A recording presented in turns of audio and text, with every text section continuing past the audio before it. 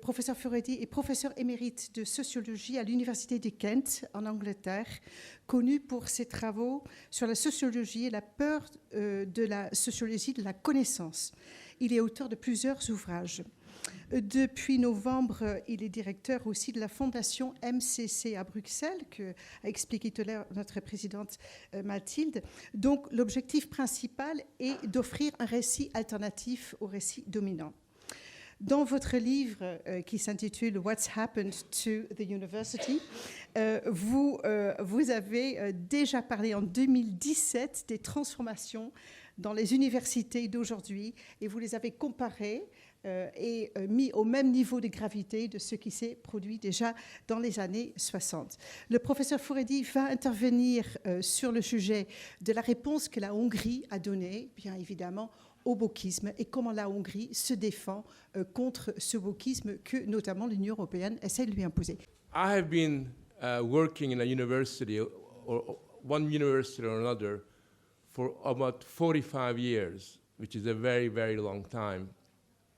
And in that time, I've seen the situation go from bad to worse. And then I said it couldn't get any worse, but it became even worse after that.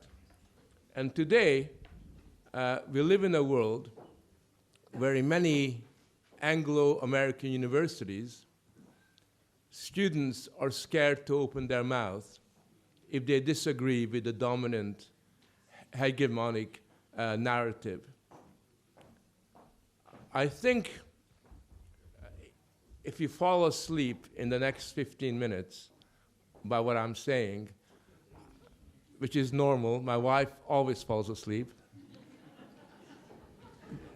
there's one sentence, one point I would like you to remember, which is this: the biggest mistake that people like you and me and all our side has made in the fight against woke is that we always react. You know, we always react after the event. They say that gay marriage is the best thing in the world. We are sleeping, we have no idea what that is, and then we react. And it's too late.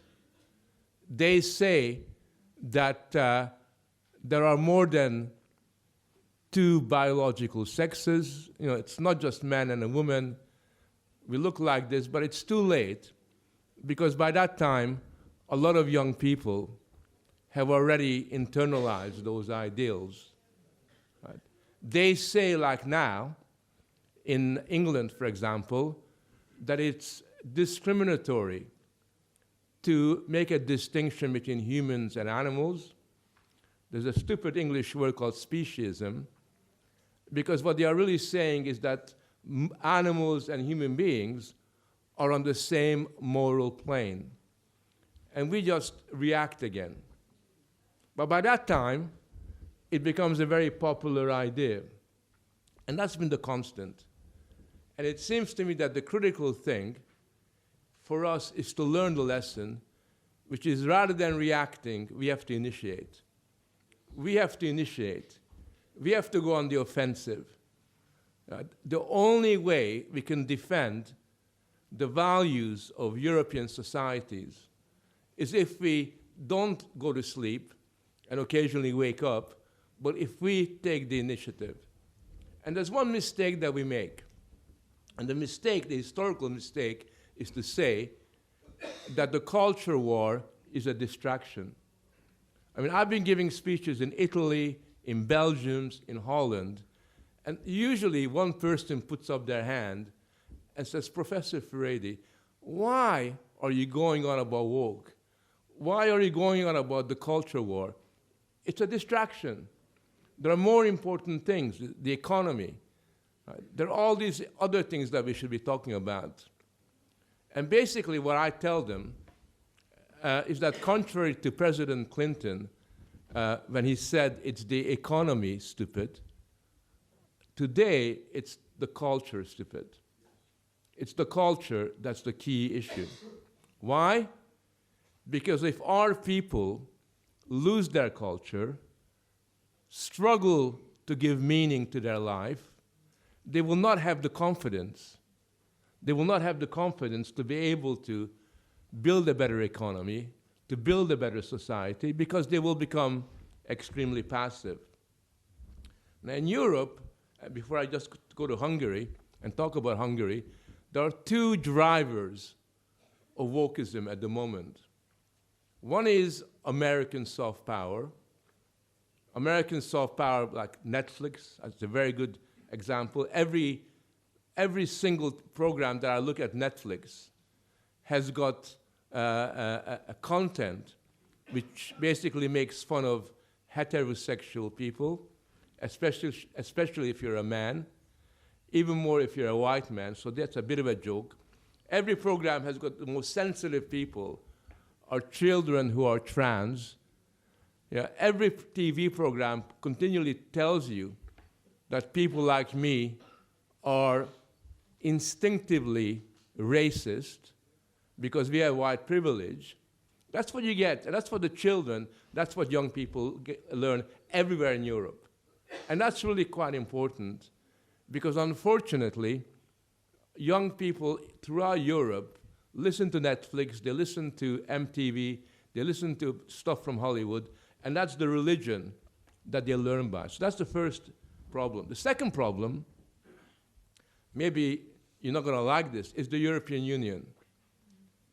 Because the European Union has developed this very bad habit of using woke politics to legitimate itself.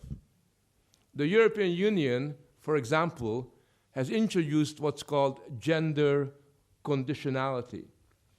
What that means in Brussels is every time you ask for money or you give money, it needs to have a gender component to it.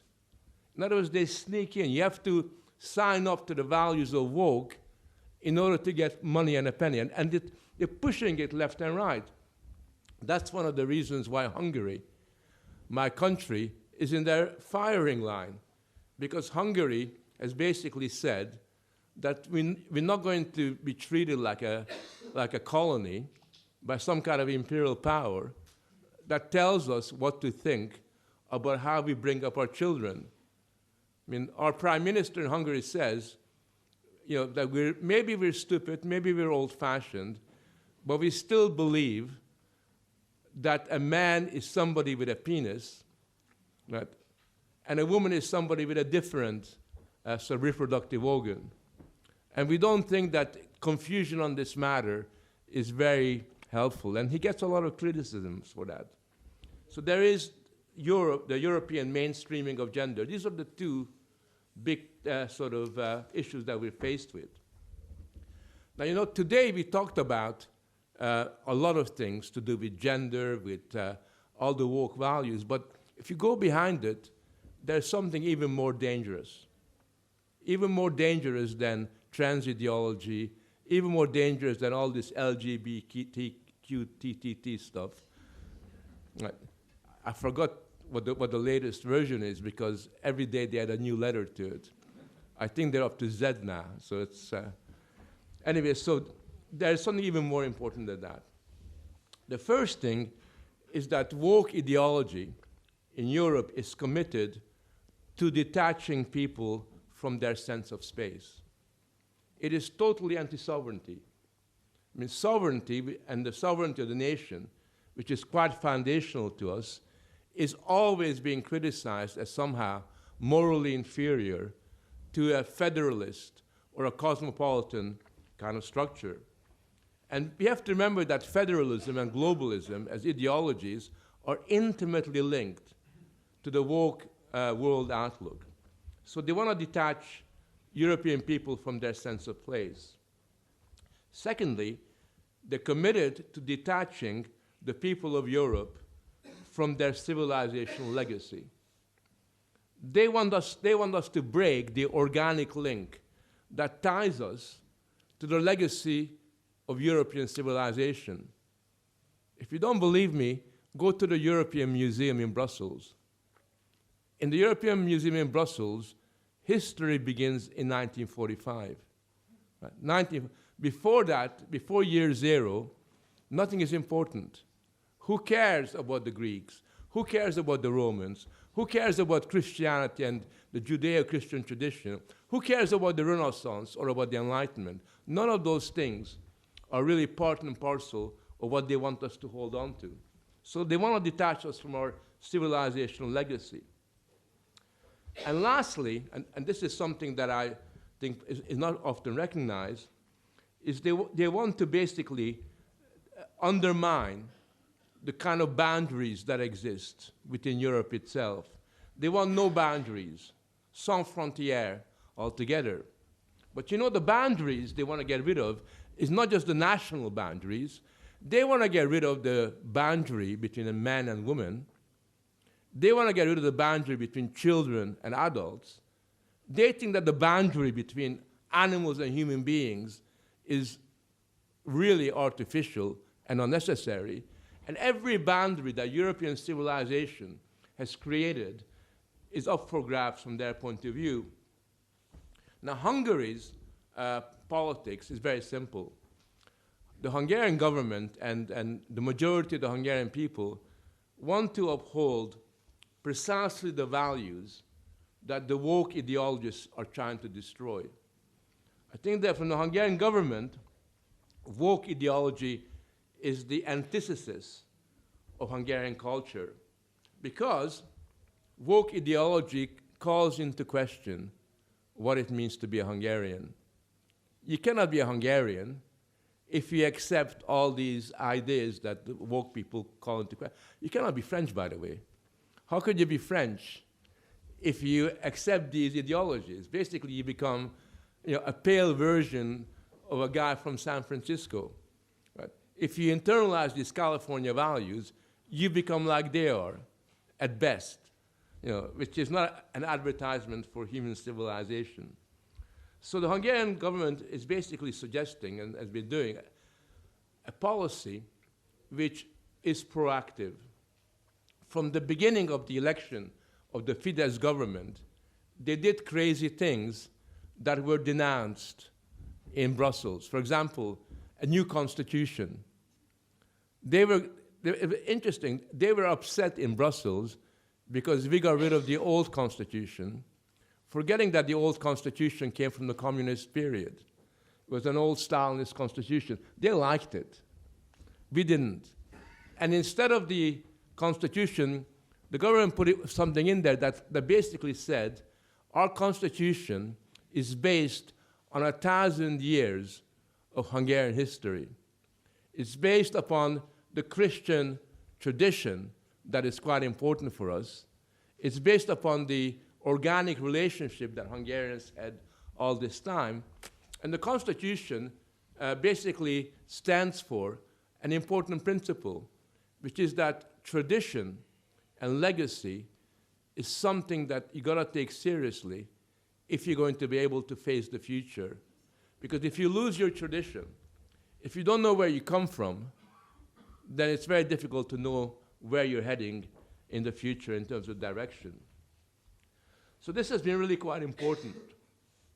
Hungarian government, and I'm really proud of this, I think I played a little role in pushing it in that direction. The Hungarian government decided that rather than wait until trans ideology gets a grip on the public imagination, because it knew it would, it's happening everywhere, in nearby Germany, Austria, nearby, the Hungarian government organized a referendum on gender ideology and practice. And everybody said, this is very silly. I mean, why have a referendum? And they basically asked, questions like, do you want your children to be subjected to certain forms of sexual content at an early age? Do you want your children to be told that it's okay to change your gender at a certain point? They basically took all the points about gender ideology and they broke it down into 4 or 5 questions. So they had questions like, do you support that sex-changing procedures shall be promoted to children? Do you support that children should encounter sexual education content that shows different sexual orientations without parental consent? Do you support that media programs which portray sex change shall be available to children. And the reason why they did that was for two reasons. One is pragmatic. They knew that the vast majority of Hungarians would say no. You don't need a PhD in politics to know that that was going to happen. But secondly, aside from the pragmatism, it was sending out a signal. It was sending out an alarm to the people of Hungary that these things that you are being asked about are now seen as common sense in some parts of the United States. It's seen as common sense in England, where I live most of the time. It's seen as being really okay. And I think that by asking these questions, what you're doing is you're taking the initiative, you're taking the first step, and not allowing sort of things to get out of hand. So I think what the Hungarian government does is actively promote values that uphold traditional cultural norms. They are a very traditionalist government, which might sound old-fashioned, but if you go to Budapest, you'll find it's not an old-fashioned place. It just takes its tradition seriously. Secondly, the Hungarian government cultivates the nation's history. History is really important. At the moment, the main objective of the woke propaganda is to target European history, French history, Belgian history, and to turn our history into a history of shame. That's what it is. They want us to be ashamed about where we come from. They want us to be ashamed of our past. What the Hungarian government does is that we need a different kind of history. We don't want to just celebrate history and say everything was okay, but the last thing we want is the younger generations to feel shame about where they come from. The Hungarian government, as you know, has played a central role in taking its borders seriously and has adopted effectively a zero migrant policy, and it's kept to that. And many people criticized Hungary for doing that. Hungarian government says, if you British criticize that, well, look what happens in the Channel. Look how you're reacting to that. We think that either you have no migration, no illegal migration, or you're lost. And that policy has been extremely popular. Even the left in Hungary is too scared to criticize it. Even the opposition is not prepared to take that particular thing up.